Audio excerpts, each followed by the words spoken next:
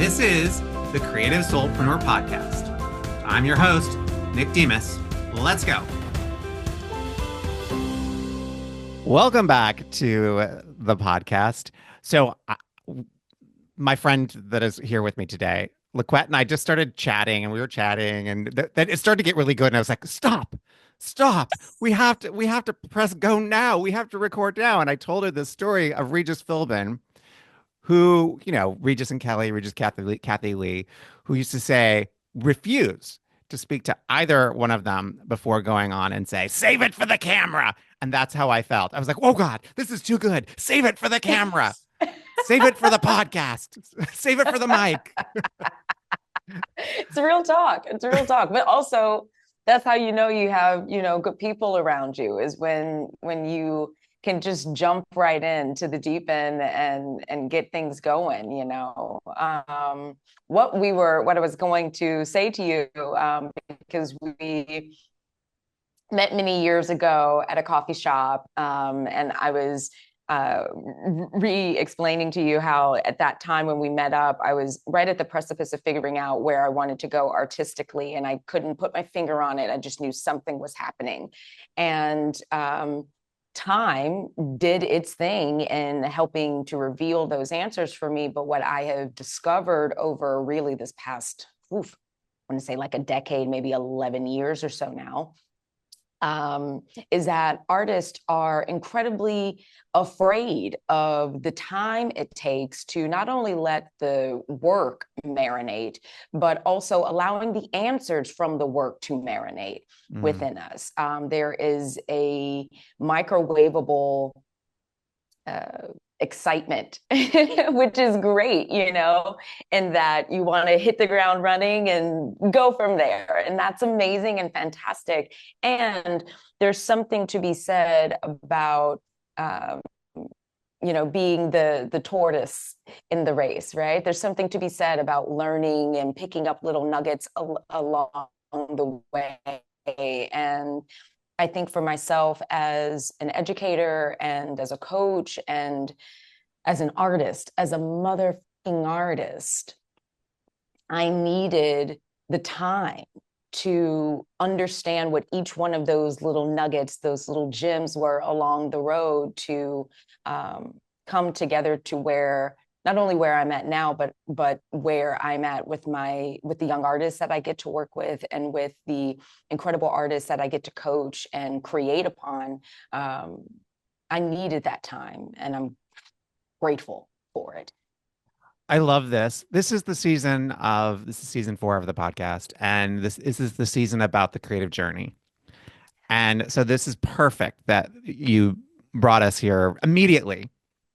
But I'm going to back you up now and talk about those little seeds on the path that brought you to here, to working with these amazing young artists and all that you've built. Because I've been watching you online since that conversation and watching your growth and watching, and I'm so inspired by what you're doing.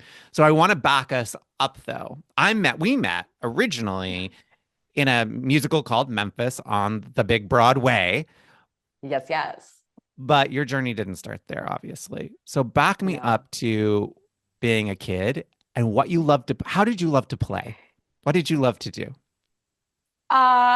Originally, I thought I was going to be a stand-up. I came up with this wonderful joke at the age of 5. And it was, what does a refrigerator say to a toaster? And of course, there would be crickets. And my punchline at 5 was, thank you, ladies and gentlemen. Thank you, ladies and gentlemen. I made you think. Thank you, ladies and gentlemen. Thank you. And in the midst of figuring out that joke was not funny, and it actually wasn't a joke, my grandparents did help me with the mindset shift of at 5 was maybe you are more introspective than you are giving yourself credit for. And of course, at 5, you're like, what does introspective mean? Like, what is that? But I started to play from the place of, how does this make you think? What does this make you feel? Um, I found my way into gymnastics and competitive cheerleading, which for me was not only a place of expressing the range of physicality and strength that female presenting bodies get to explore, but it was also an opportunity for me what was femininity, what should be in a binary, what shouldn't be in a binary. Like it's always been for me like, what is the bigger message Mm. here? And that's really how I played growing up. How can I think? How can I get other people to think? How can I get other people to share what it is that they are feeling? Which for me, it always feels good to share in the feeling of joy and excitement and overall being a Muppet, as I like to call it. So when I was watching the Tony Awards, I can't remember the exact year. I want to say it was in like sixth or seventh grade. I saw Damn Yankees performing their big musical number, What a Game. And I was like, what the is that? How do I do that? I want to do that. I want to, what game? I didn't know that's what baseball did. Cool. And not too much longer after that, I saw The Lion King perform on the Tony Awards. So I was like mesmerized by both the physicality and the storytelling that I was seeing in What a Game from Damn Yankees, but also the fact that people who looked like me were at this big thing called the Tony Awards, which Mm. at that point, that was my introduction to Broadway. And that began my interest in not only dance, but also the theater. And in the ninth grade, I had a dance coach from my cheerleading gym tell me about a performing arts high school in Dallas, Texas, Booker T. Washington High School for performing and visual arts. And that, I believe, is where my story, my artistic life began, is at that school with the amazing teachers and educators and mentors that I still have to this day, and the friends, Nick, the friends that I still have to this day, all all started right there at 14 years old at Booker T. Washington. Wow. Are there any specific teachers, or is there a specific moment that really shifted something in you at Booker T? Because it sounds like it was a magical time for you. Was there any teacher or moment or something that made you go, "Oh, not only am I kind of good at this, not only do I express feelings, not only am I embodying binary, figuring this out, because I think at that age you're just trying to Yeah, figure that out, right? Like, yeah. who am I in this body? Was there a teacher that made you think, oh, I might do this for a living? Hmm.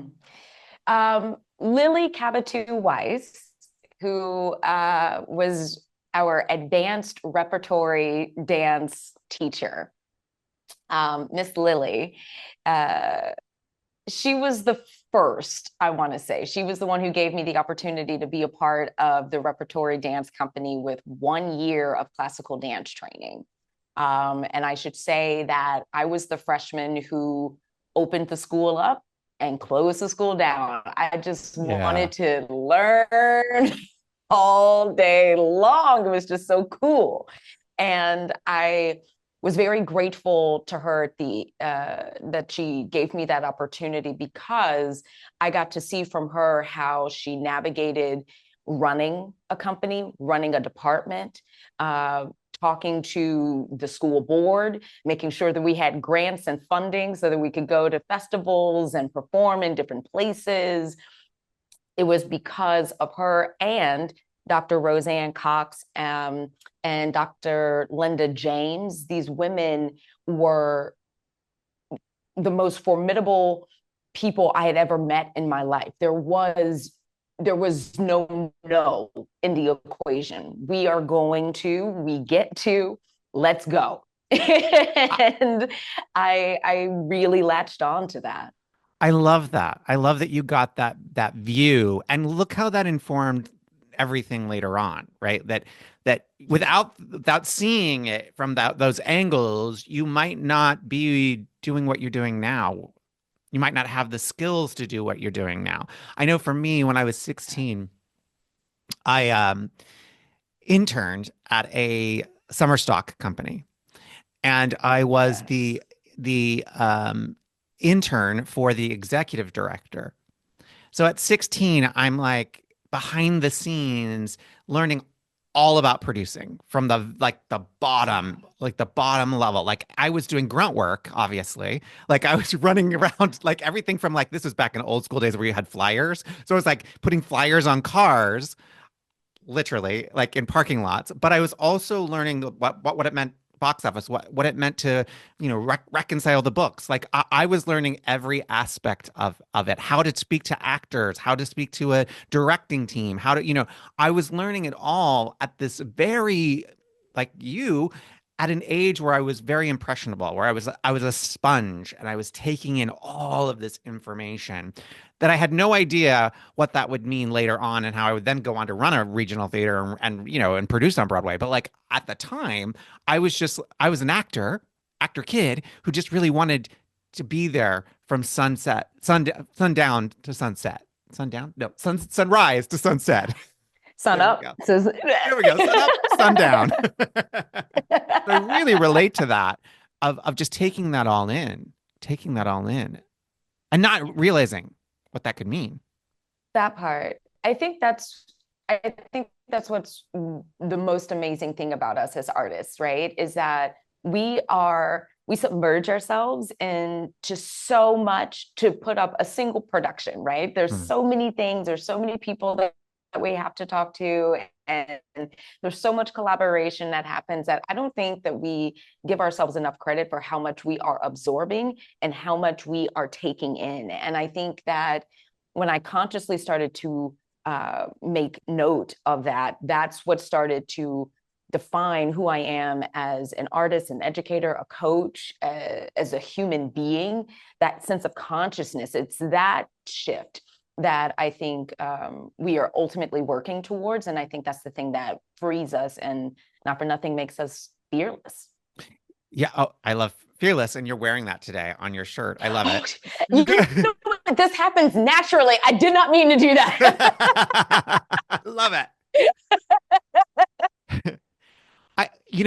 As you were talking, I was thinking, wow, I wonder how these early teachers really informed you as an educator and you as a coach. Mm. Let me tell you something right now. Everyone has said to me over the course of the 20 years that I've been working in professional musical theater and theater, LaQuet, not everybody is going to live up to your level of expectation or greatness. And to that, I say, well, I'm trying to live up to the greatness of my teachers. Mm, I'm trying to live up to the wonderful artistic, cultural history and legacy and vibrancy, the fabric that I came up with. I'm trying to do that. And I think that that's our responsibility. Maya Angelou speaks about this, where she's like, every time you walk into a room, you're bringing all of your ancestors with you. You're bringing everybody with you. And mhm. what I took from Mrs. Lilly and Dr. James and Dr. Cox, like what I took from them is you bring us all with you because you were there, Dallas is there. And because Dallas is there, then we gonna bring a whole state with us. And then we're gonna bring that place and this place. And I take pride in not only the work that I do, but the work of the collective. I think that we have grown very used to settling. Mm. I think that we settle because we're afraid of what it looks like to go beyond what the status quo is ultimately. And I won't let any artist that I'm working with settle or be at status quo because that isn't where great art is produced. The opposite of great art is settling. And I do think, and I do know Right? this from working in both the nonprofit and the commercial spaces, that sometimes people will want to settle, right? Want to create something that is palatable, that will drive ticket sales, that will, et cetera, when the reality is that actually if you drop in to truth, that's what's going to actually drive ticket sales in the long run. And this short-term idea of what that means is so misguided, in my opinion. Yeah. Yes. Yes, yes, yes, yes, yes. I think that entrepreneurial, move fast and break things aspect idea is something that comes into both nonprofit and commercial worlds of producing artistic works. I think that the breaking that we try to do is just break the mold. Just, Mm. hey, get in there and do it by whatever means necessary. And I think that the problem with that is that we miss the truth. I think, particularly when I think back to the time of putting Memphis up on its feet, I think that's what made it so special for me was that I had a creative team and a cast that said, how honest can we get? About not only this story, but our physicalization, our voices, our relationships to each other on and off stage. Like it was truth, truth, truth, top to bottom. And even in the most uncomfortable of times of that truth, we made it a point to find it. And I think that's what made our shows so fantastic. And not for nothing, that's what I'm trying to do as a writer and as a choreographer and as a director now. Yeah. I think I can look back at different periods of my creative journey and say, oh, I was really standing in truth in this project. And in this project, maybe I missed the mark a little bit, or maybe I wasn't as honest yet because I wasn't there myself within myself, if that makes sense. Yes. That I hadn't really been able to Yes. unlock or to discover that part of myself yet in a way that was really truthful. There was still part of me that was covered in some form or fashion that was trying to hide in some way. And so I want to ask you about your development as a human throughout Mm. as you're working as a Broadway artist, as you're working as any kind in any kind of medium. What is the evolution of you as a human being throughout this? Yeah. You know, I mean this with a lot of love and respect. The best thing that I ever did was leave the South. My great migration was to get to a place where I could live as honestly as humanly possible, where I didn't have to apologize for the fact that I am a lesbian queer person, where I didn't have to apologize for my strength and didn't define it as strong for a woman or a man or a this or a that. Mm-hmm. Like I have incrementally over the course of my adult life uh, found truth the further away from what is my home or my origin.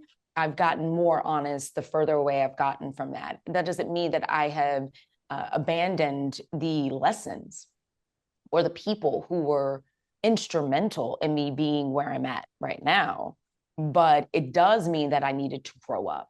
It does mean that I got the opportunity to marinate. And when I say marinate, I mean like any good piece of barbecue from my home state of Texas. Okay. Like you got to let that sit overnight. Okay. I let it sit for some nights.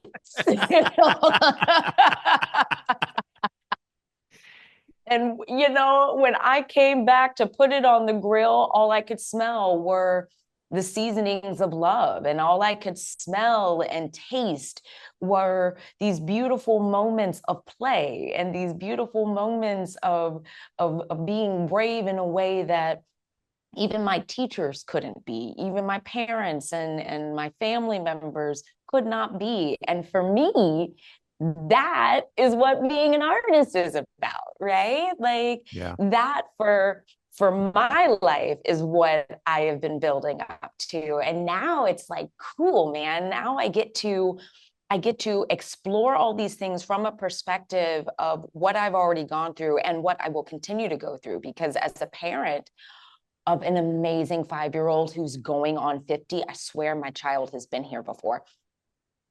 When she Old reads soul. me, honey, whoo, this baby,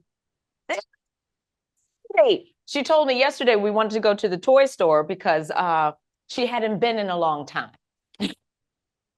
So she goes, mommy, I need to go to the toy store. And I go, well, why do you need the toy store?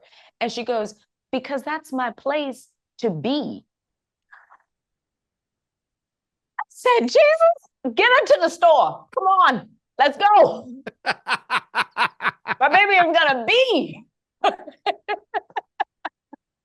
Oh my gosh, that is too good. That is too wise.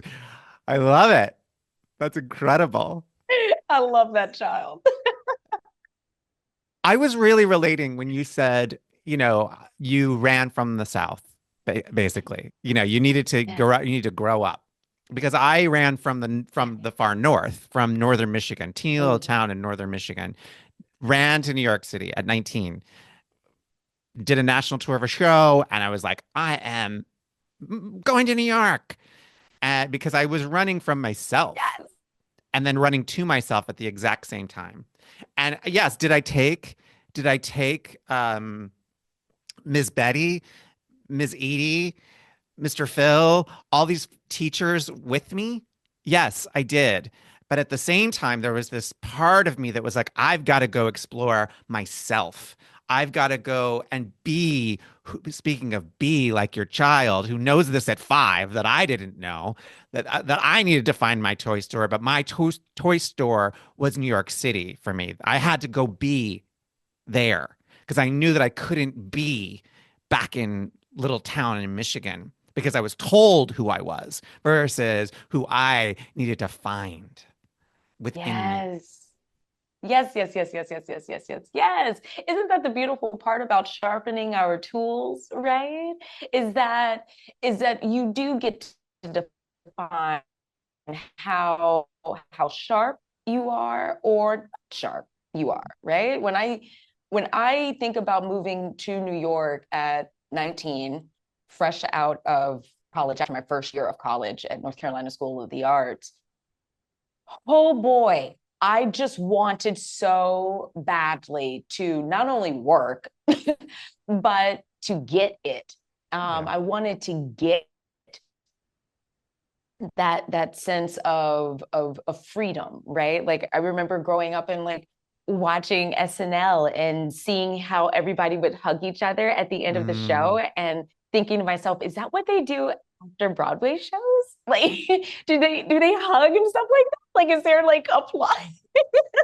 Like for me, like I wanted to know like what that was. And for me, that was a way to sharpen a tool. We worked so hard to put up this show. Now we get to celebrate it with each mm, other. And for me, like that was community. I was seeking and sprinting towards community in a way that I hadn't experienced before, and in a way that I wanted to curate and develop for my own self. Because as big as New York City is, the dopest part for me all these years later is walking down, Broadway or walking up Columbus Avenue and being mhm. like, girl, tell your husband I said hello. Tell him I said hello. Like Yeah.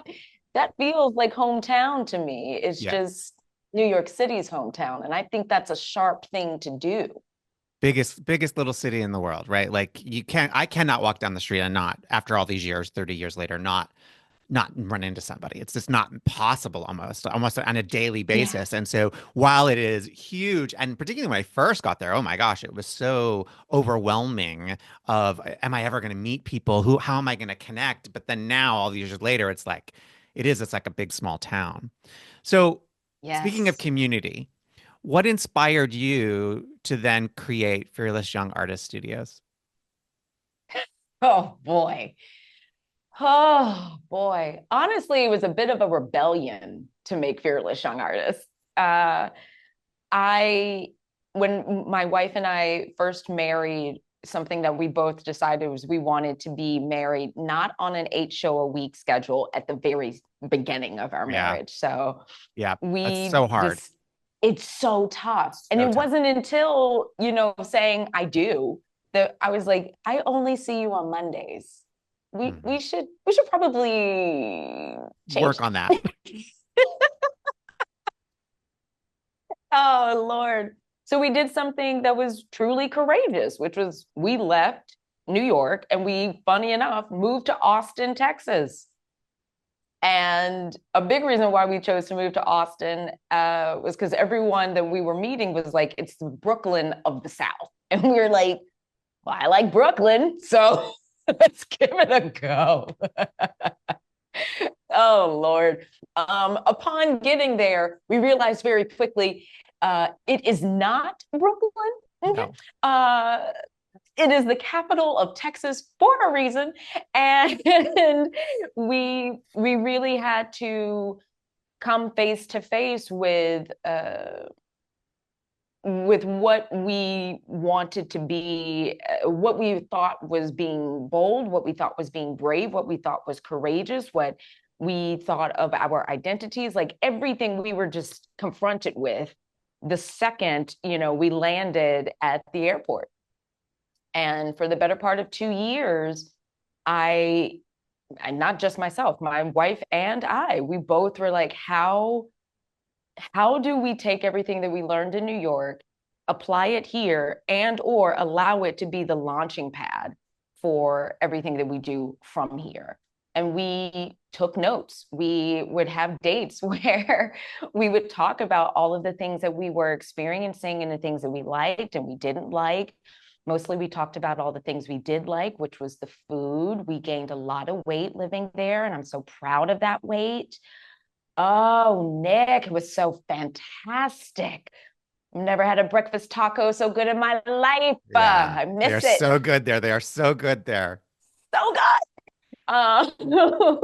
But I started to learn, if I'm going to do theater, then I need to be able to contribute to theater in a way that shows who I am. And maybe I haven't done that. Maybe I need to go back to the place that taught me how to do theater and start doing that. And for my wife, the same thing. We wanted to enhance things. We didn't want to break things. And we thought that that was called being fearless. And when Fearless Young Artist came to fruition, it was truly at the end of my time in Austin, after leaving Texas State and being on adjunct faculty there and coming back. Like, I was like, I'm going to do something really fearless, which is say, I'm afraid to express myself fully as a lesbian queer person who is Black and who is from the South and who also wants a family and who loves to laugh more than I love to cry, although nowadays it seems to be tit for tat.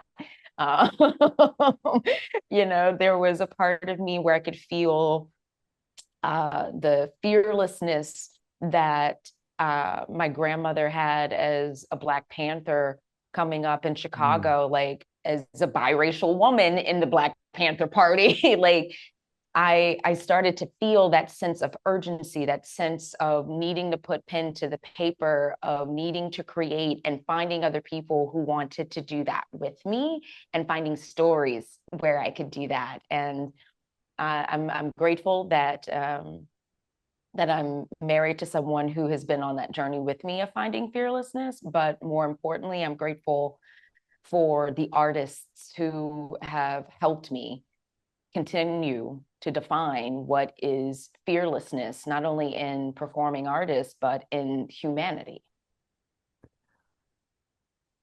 I think fearless is a really interesting word here on many levels because fear had to have come up when you made these choices. Yes. How do you, as an artist, entrepreneur, because you're an entrepreneur, which not Yeah. all artists identify as such, right? I think all artists are, Yeah. and I think all entrepreneurs are artists. They just don't necessarily see that in each other, but we are. Yes. But how do you overcome like when that the fear arises for you, Mm. when it comes up, how do you face it? How do you move through it? How do you get through the self-doubt? How do you do that? Like what is your Mm. technique, tool, What whatever it is that you use? what a great question. I will say that it has taken me the better part of 11 years of teaching and coaching and 20 years of performing on Broadway to arrive at the methodology that I practice every day and am now teaching to the young artists that I get to work with, called the Onset technique, which is, what am I going to do before I do the work, so that I can be conscious of the thing in which I am afraid of. And when I recognize what it is that I'm afraid of, how can I practice ease with that by giving it grace? How do I practice flow with it? Because what is scary today may not be so scary Mm. tomorrow or in an hour. So finding the flow within that sense of consciousness of the things in which I am afraid of or intimidated by, whatever it may be. And then ultimately, how do I connect it all together so that work can be produced, and not only be produced, but have something that I'm proud of, right? And I start that as a dancer. It's always with physicality, and it's always that grounding of like, where is the floor? How can I become one with the floor, right? Because from there, everything grows. And the moment I can start to feel the strength that is the ground underneath me, then I can speak. And because I can speak, that makes me want to write it so that it never leaves. That becomes, the bones putting themselves together. That becomes the tree trunk growing out of that ground, right? So that by the time I am making contact with yourself, another writer, composer, choreographer, whatever it may be, by the time I'm getting there, I can not only connect where I'm at, I can connect with where they're, right? Like, Mm. you're asking me these beautiful questions because you are connecting to, for, and off of the artist in front of you. And I think that is ultimately where a lot of artists experience hurdles. And I think that when we are conscious of these three things of finding ease, flow, and connectivity, it is an easier bout to tackle the thing in which you are afraid of, or the thing in which gives you self-doubt. And I say that again to come back to how we began. It takes time. Every good business takes time. The iPhone did not come out first. That big old computer that came out, it came out first, right? Steve Jobs did not immediately come out in that turtleneck, honey. Okay, Mm. he was just some guy in his t-shirt and jeans in the garage, right? Like, everything takes time, and everything you must approach your work from that place of what Sanford Meisner gives us. How many times can you repeat it and then change it ever so slightly? How many times can I do that plie and elongate the Achilles tendon, right? How many ways can I say that line? How many ways can I sing a middle C and it sound different, but it's always middle C, right? So adding on to that, there's a part of you though that Mm. holds a true belief in yourself. I know this for me, that Mm. when the doubt comes up, when I struggle, when there's burnout, when I go through these periods, there is still this part of me that knows that I have a deep core true belief in myself and my capacity, my ability, my talent, my even something as simple as, I will say, I'm going to have $1 million coaching business. And I believe it. Is it here today? No, I don't make $1 million today, but there's still this deep belief in me that it's going to happen, that it's possible. So how do you hold that belief within yourself while simultaneously going through the struggle, the burnout, the doubt, and using these tools of the onset technique so that you can still hold that space? Does that make sense? That makes perfect sense. And the thing that popped into my brain as you were asking this question is, it's a little like, when you go to Chat GPT and you're like, Chat GPT, how does this, that, and the other thing work? Create this thing for me, right? It like frees up your brain, right? And then you Yeah. can just like go about your day and you're like, I got the answer. And then you look back at that answer 3 days from now and you go, actually, this is where this needs to change, and this is Mhm. where this needs to change, and this is where this needs to change, and this is where this needs to change. And that for me is how now I am combating my depression. That is how I am able to confidently look at being bipolar and go, here's how we can find ease, flow, and connectivity here. This is how I can look at my kiddo who will tell me that they need to go and be in a toy store and have some patience on that, you know? um, it is it is the ability to edit, Mm. right? I am a true believer in not only editing myself, but allowing, I don't want to say the word allow. I gift, I gift myself, others, an opportunity for us to go, okay, this is the big work. This is the big pie that we have. And today we get this little sliver. What do you think about that little sliver? How does it taste today? How does it smell today? What's it doing for you? And bit by bit by bit by bit by bit, everyone who is involved in my life helps helps me to combat those feelings of self-doubt. Because real talk, when you are coaching and you are teaching and you are creating, oh my God, you're like, no one wants to read this play. Nobody wants to read this thing. Oh, but it is coming of me. It is coming out, you know? And you need your community Yeah. to help you edit in the times that you don't want to edit. And then there are the times that you want to edit, and your community is like, then stay over there and edit for a second and then come back in, you know? So that for me is how I not only combat it, but I confront it. Oh, I love that. I love that. The idea of community keeps coming up. And so I think that that's really interesting for me because, with Fearless Young Artists Studios, you've created a space for kids, but also for the parents, you know, Yes. that and professionals, emerging artists, Yes. professionals. You work with the range of people. So you've created and crafted this community of people so that you can, in many ways, feed off, like you're talking about, so that you can sometimes step back, but sometimes lean in to them for support, guidance. Even though you're the leader teacher, it's a community. Yes. Yes. I think I I think particularly in the day and age in which we are living, that there is this idea that one person has all the answers. And we don't, Penny. We don't. My Even the fingers waving. great, No.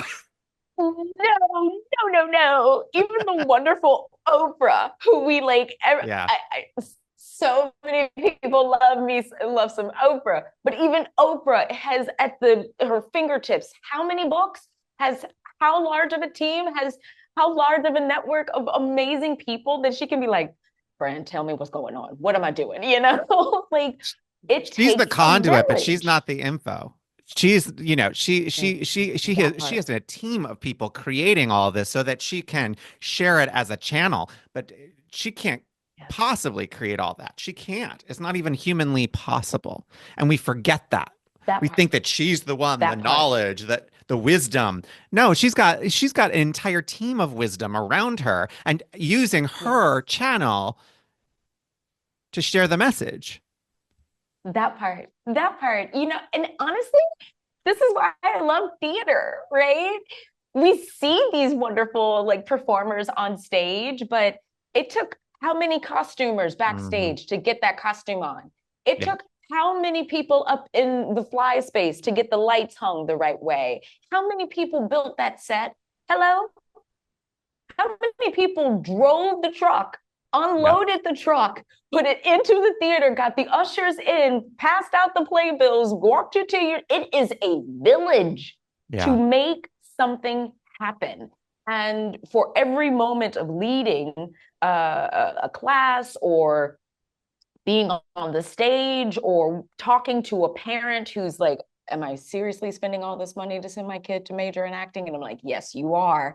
You know, it took all of us to help make the thing happen, to help see the work come to fruition. And most importantly, and this is why I say um, Fearless Young Artist Studios is exactly that. We are fearless, is because we are a business. Businesses have to address how fearless you are going to be. You have to say, if you are going to live by that ideology of move fast and break things, well, then you better together. Yeah. Yep. Yep. Yep. And yes, more check. Yes. Yes. Yes. Agree. Yeah. Okay. Your future is, I would normally maybe ask somebody, well, what are you going to do next? What's your plan? And yet I already know with you, you have a book coming out soon. Tell me about that. That's incredible.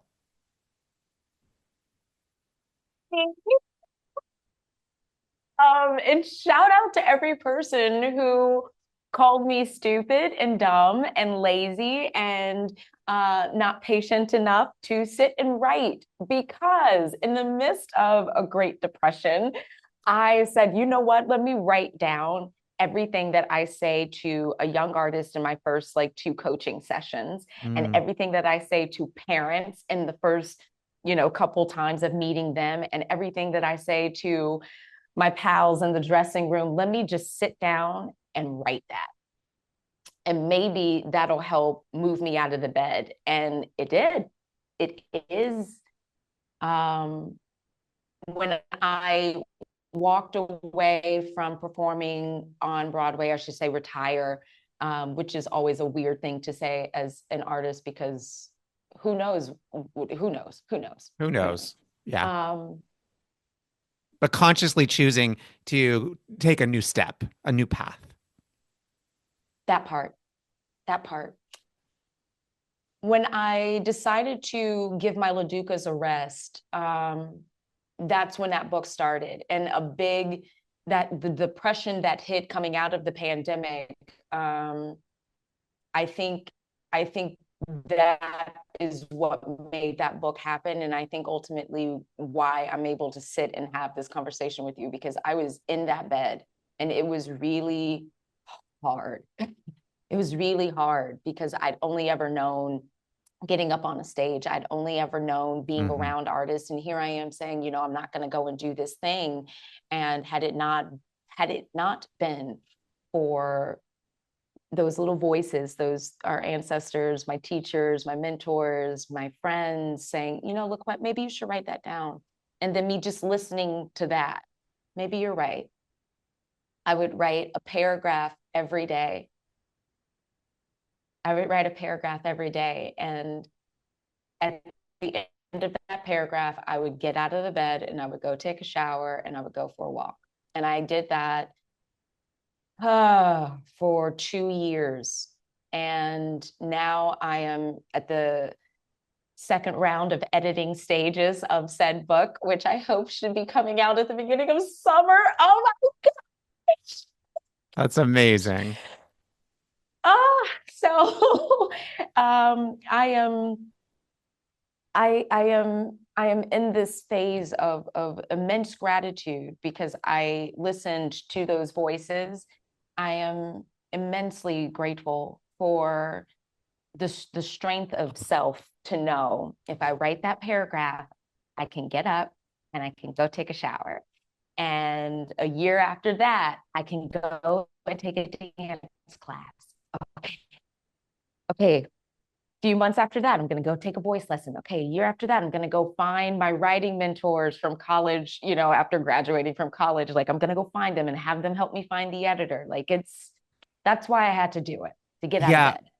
You know, 2019, right before the pandemic, I had made the decision that I was walking away from theater. I was walking away from Broadway. I was walking away. I was just done. I was done. Done. Started this Yeah. coaching business. That was it. That was all I was going to do. That was it.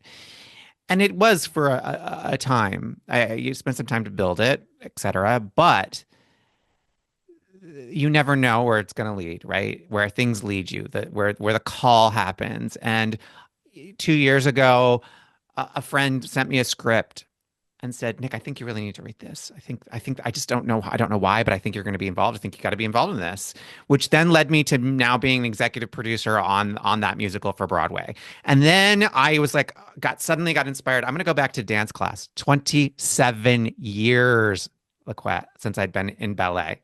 27 years since I retired. I retired from being a dancer on Broadway at 27. So it would have Bless. been 27 years. I stepped into that class and something reignited in me that I cannot really even fully explain to people. I cried.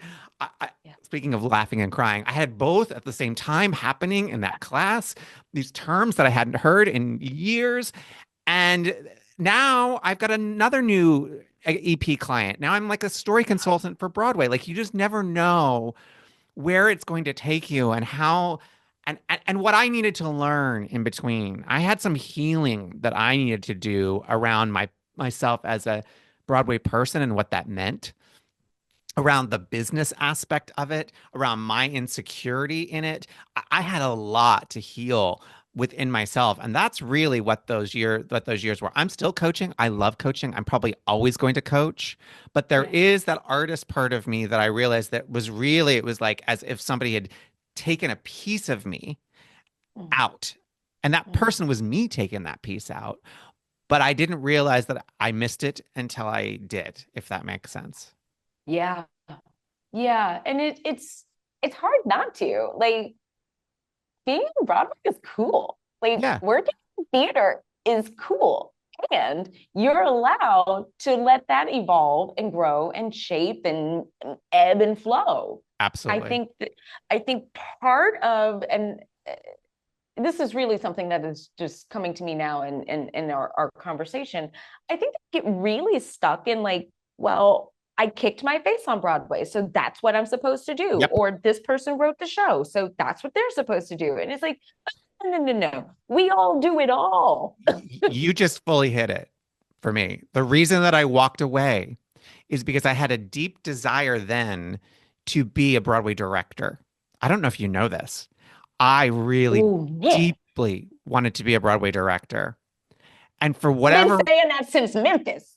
And for whatever reason, I could not break in for whatever I'm producing. And suddenly I was a producer, even though I was like, I've been directing for 20 years, but now that I'm producing, I'm only a producer and you can't see me as a director. And my artist is like, and I got so, and that's, when I really look at it, my ego was Mm, so attached to this idea of how it should look and what I should be mm, doing that I couldn't see the forest for the trees. And so I had to take myself out of it so mm, that I could see mm. myself. I then went on to do two film projects as a director.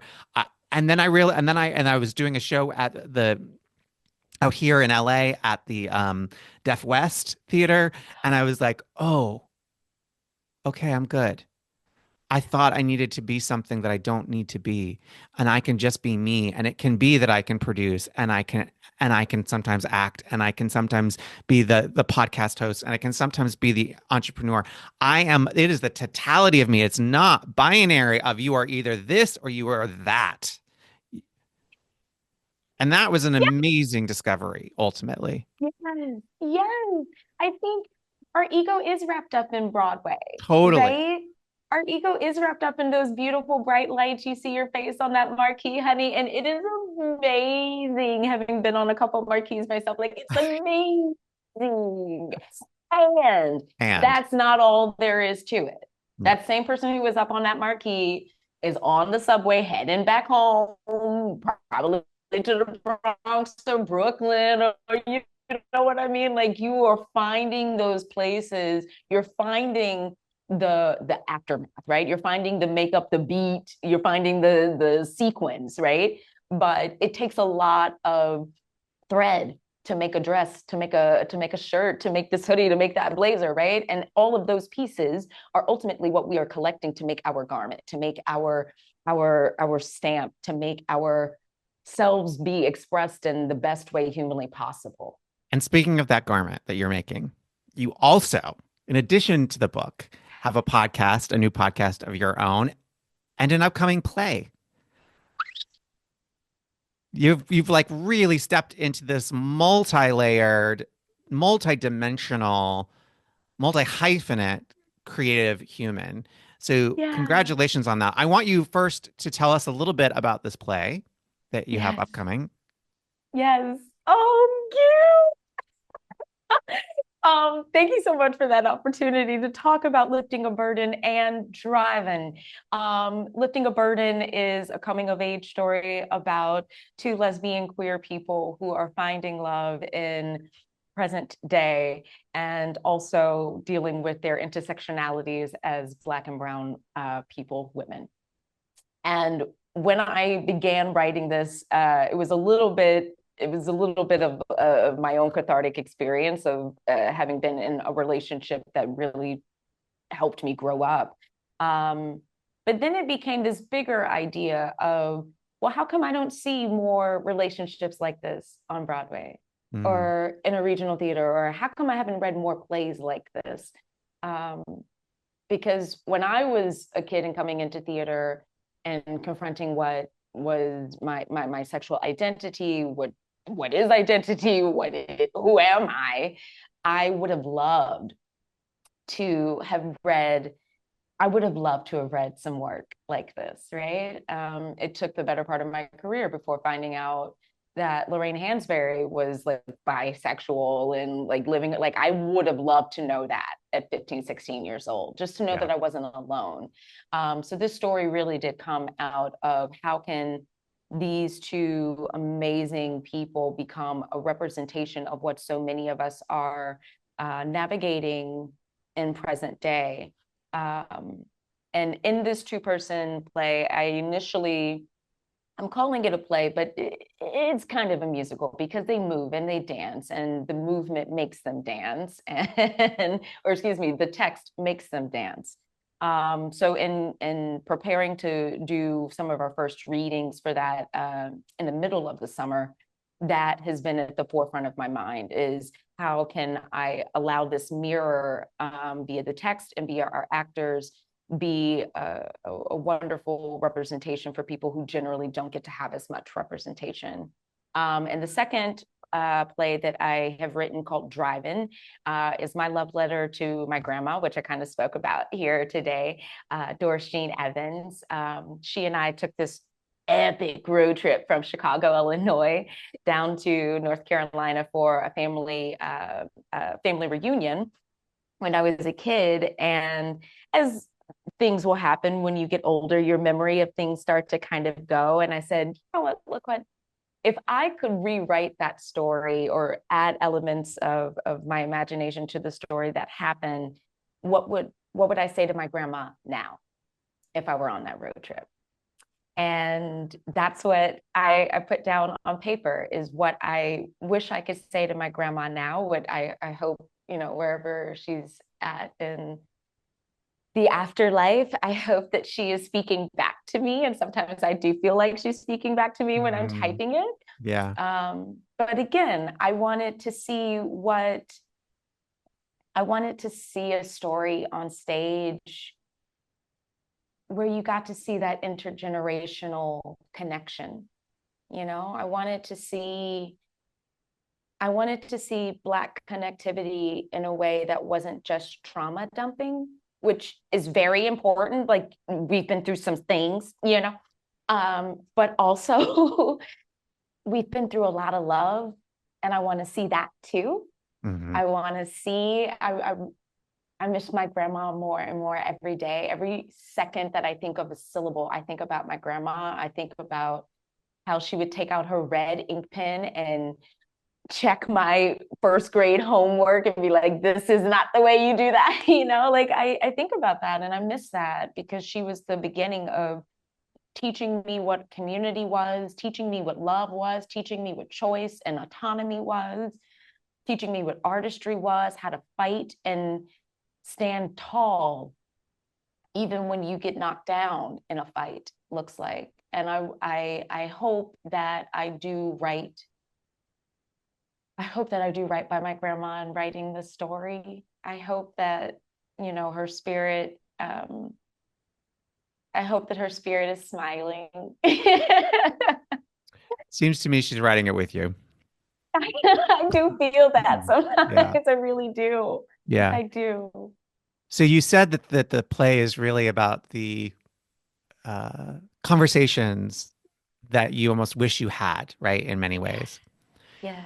I want to end today and ask you the question of what would you tell? What's the conversation that you would have with that 14-year-old girl at Booker T, Washington, with what you know now?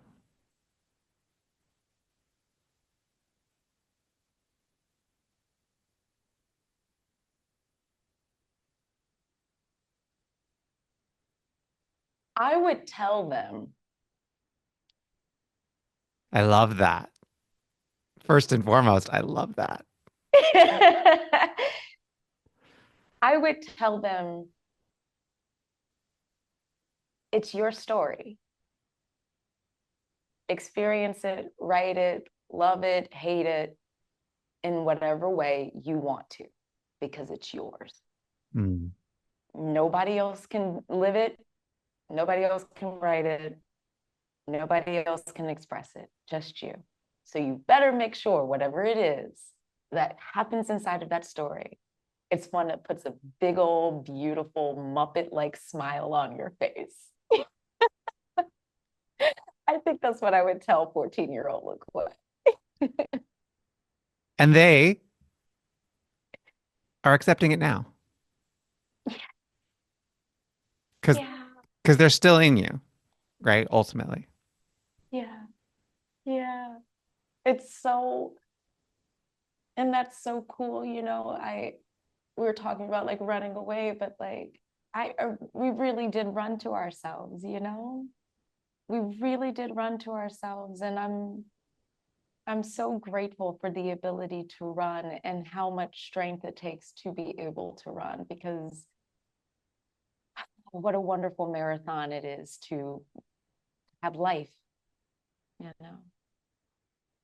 Well, thank you for being vulnerable, for sharing your truth today, for really being you. That's the truth of the Oh, matter. Is just for being you and all you're doing in the world. And there's so much coming for you. Not only these projects, but I see a massive future for you. So thank you for all you're doing. thank you, friend. And same to you. You continue to inspire, and I just admire. I have always admired from the first day I got to meet you in Memphis, meet and greet in the studios. I have always admired the sense of pride and ownership and love that you lead with in everything that you do. I appreciated that midway going into, and I don't even know if you remember this, but I remember us going into the theater, and I remember you saying in passing, so long as you tell the truth, I think that we're going to do something really great. And I just thought to myself, well, how many ways can I tell the truth? And every single step was that for me. And I appreciate and I am so grateful that I got to hear you say that, even if it was in passing. I'm grateful for that. I'm grateful to to have known you all of these years. That makes me a little choked up to think about. I'm grateful that I've gotten to grow up alongside you, and I'm grateful that I get to be in this world with people like you. You are wonderful and a true inspiration. Thank you so much, truly. And thank you again for being here. And thank you all for listening. Yeah. There are so many podcasts to choose from. I really appreciate that you take your time today. You've taken the time today to spend it with us. And be sure to reach out to LaQuet. Where can they find you on the You can find socials? me on all of the socials. Yes, of course. MRX LaQuet, LaQuet, or at the FYA Studios. Find me, friends, because there's a big hug waiting for you on the other end of it. And those big hugs, we're giving like we were talking about at the end of the theater. This is the end. We're giving hugs. I love it. Yes. I love that. Big hug Yes. from us to you out there. And we'll see you on the next episode.